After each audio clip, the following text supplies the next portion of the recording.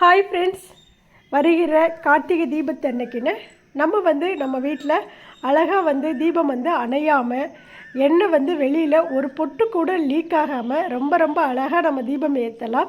அது எப்படிங்கிறத நான் இந்த வீடியோவில் சொல்கிறேன். ஃபஸ்ட்டு புது விளக்கம் வாங்கிக்கோங்க.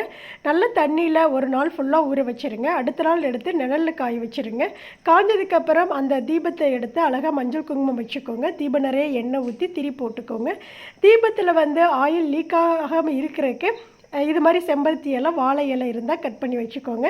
அது போக பார்த்தீங்க அப்படின்னா இது ஒரு சூப்பரான ஒரு டிப்ஸு. இந்த டிப்ஸ் எல்லாம் நம்மளுடைய சேனலில் லாங் வீடியோவாக கொடுத்துருக்கேன்.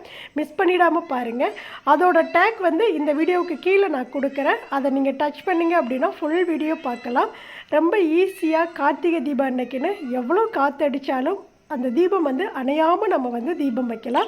மிஸ் பண்ணிடாமல் பாருங்கள். இந்த வீடியோ பிடிச்சிருந்ததுன்னா நம்ம சேனலை சப்ஸ்கிரைப்